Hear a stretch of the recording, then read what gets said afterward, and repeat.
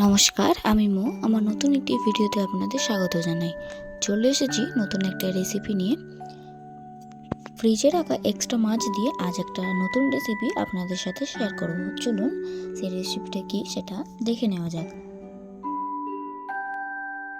3 piece মাছ নিয়ে নিয়েছি, তাতে ভালো করে নুন ও সামান্য পরিমাণ হলুদ মাখিয়ে আগে থেকেই রেখে দিয়েছিলাম। এবার কড়াইতে মাছগুলো সব একে একে একটা চামচের সাহায্যে দিয়ে দেব। দিয়ে এবার কড়াইতে 1 গ্লাস জল দিয়ে দেব, যাতে মাছগুলো ভালোভাবে ডুবে যায়।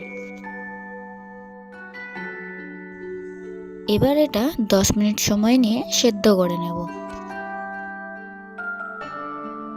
মাছগুলো খুব ভালোভাবে সেদ্ধ হয়ে গিয়েছে। এইবার একটা প্লেটের মধ্যে মাছগুলো তুলে নেব। ঠান্ডা হয়ে গেলে এর থেকে কাঁটাগুলো সব বের করে নেব। এই উপকরণটি তৈরি করতে যেসব সরঞ্জাম লাগছে সেগুলি হলো আদা রসুন কুচি, কাঁচা লঙ্কা কুচি, পেঁয়াজ কুচি, চাট মশলা, সেদ্ধ আলু, নুন, হলুদ গুঁড়ো, ধনের গুঁড়ো, কালি মির্চ, চিলি ফ্লেক্স, আর এদিকে আছে ধনেপাতা কুচি, আর এদিকে আমি মাছটা ভালোভাবে ছাড়িয়ে নিয়েছি।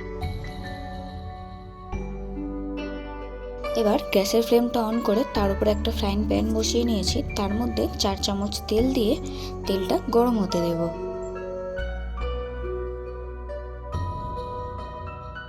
তেলটা খুব ভালোভাবে গরম হয়ে গেছে। এর মধ্যে দিয়ে দেব কুচানো আদা 1 চা চামচ ও রসুন কুচি 1 চা চামচ দিয়ে 10 থেকে 15 সেকেন্ড মতন এটা ভালো করে ভেজে নেব।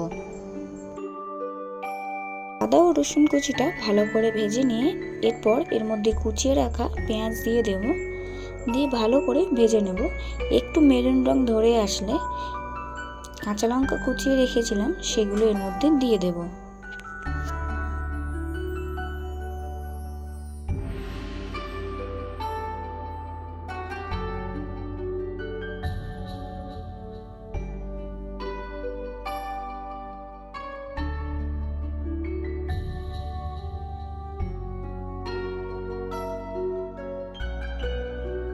পেঁয়াজ আর লঙ্কাটা খুব ভালোভাবে ভাজা হয়ে গেলে যে মাছগুলো আমি ছাড়িয়ে কাঁটা বের করে রেখেছিলাম, এবার সেই মাছগুলো এর মধ্যে দিয়ে দেব। মাছগুলো দিয়ে ভালো করে 2 থেকে 3 মিনিট ধরে পেঁয়াজ আর লঙ্কার সাথে ভেজে নেব। ভালো করে ভাজা হয়ে গেলে এর মধ্যে সেদ্ধ করে ম্যাশ করে রাখা আলুটা দিয়ে দেব। এখানে বলে রাখি, আপনারা চাইলে আলুগুলো গ্রেটারের সাহায্যে গ্রেট করে দিতে পারেন।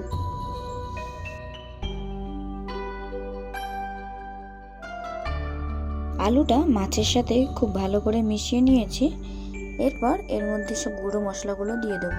যেমন দিয়ে দেব প্রথমে 1 চামচ ধনের গুঁড়ো, 1 চামচ নুন, হাফ চামচ চিলি ফ্লেক্স ও হাফ চামচ জিরের গুঁড়ো দিয়ে এর উপর দিয়ে দেবো কুচানো ধনেপাতা দিয়ে খুব ভালো করে মিশিয়ে নেব।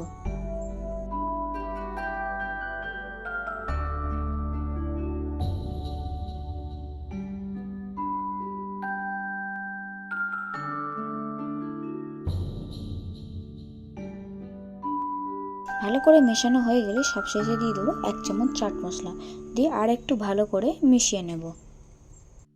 বলে রাখি, যখন গুঁড়ো মশলাগুলো দেবেন তখন গ্যাসের ফ্লেমটা একদম লো করে রাখবেন, নয়তো 1 মিনিটের মতন গ্যাসটা অফ করে রাখতে পারেন। আমি খুব ভালোভাবে মশলার সাথে মিশিয়ে নিয়েছি। এবার একটা পাত্রে তুলে নেব, নিয়ে ঠান্ডা হতে দেব।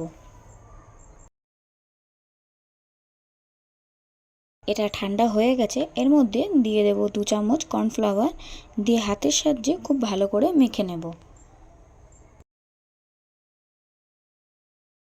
এইবার 2 হাতের তালুতে ভালো করে তেল মেখে এই ডুয়ো থেকে গোল গোল আকারে কাটলেট তৈরি করে নিতে হবে। দেখতেই পাচ্ছেন গোল গোল আকারে কাটলেটগুলো একেবারে তৈরি করে রেখেছি। এবার একটা ছোট পাত্র নিয়ে নিয়েছি, তাতে একটা ডিম খুব ভালো করে ফেটিয়ে নেব।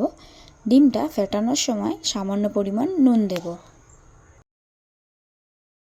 ডিমটা খুব ভালো করে ফেটিয়ে নিয়েছি। এবার একটা প্লেটে বিস্কিট গুঁড়ো নিয়ে নিয়েছি। গোল গোল আকারে যে মাছের কাটলেটগুলো আমি তৈরি করে রেখেছিলাম সেগুলো একে একে ডিমের গোলায় ভালো করে ডুবিয়ে নিয়ে বিস্কিট গুঁড়োতে দিয়ে দেব। দিয়ে বিস্কিট গুঁড়োটা খুব ভালো করে কাটলেটের দুপাশে লাগিয়ে নেব। এইভাবে একে একে সবগুলো করে নেব। দেখুন খুব ভালো করে আমি কোডিং করে নিয়েছি। আপনারা চাইলে এই কাটলেটগুলো একটা বক্সের মধ্যে নিয়ে ফ্রিজের মধ্যে 1 মাসের জন্য সংরক্ষণ করে রাখতে পারেন। এবার একটা কড়াইতে তেল গরম করতে নেব। আমি কাটলেটগুলো ডিপ ফ্রাই করব, ওই জন্য এখানে 1 কাপ পরিমাণ রিফাইন তেল নিয়ে নিয়েছি। তেলটা একদম গ্যাসের হাই ফ্লেমে গরম করে নেব।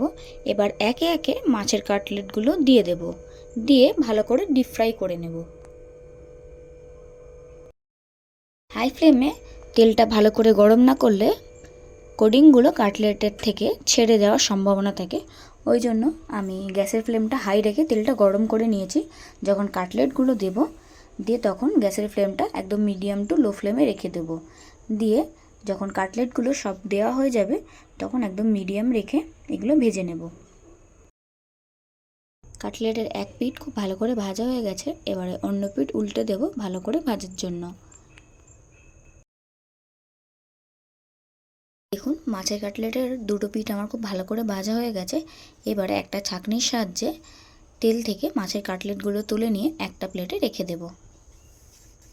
তাহলে ভিডিওটি আজকে এখানে শেষ করছি। আপনারা ভালো থাকবেন, সুস্থ থাকবেন, স্বাভাবিক থাকবেন। আর আমার এই রেসিপিটি কেমন লাগলো অবশ্যই কমেন্ট করে জানাবেন। আর ভিডিওটি ভালো লেগে থাকলে অবশ্যই একটি লাইক করে দেবেন আর চ্যানেলটি সাবস্ক্রাইব করে দেবেন, যাতে নতুন নতুন রেসিপি আমি আপনাদের সাথে শেয়ার করলে সেটা আপনাদের কাছে খুব তাড়াতাড়ি পৌঁছে যায়।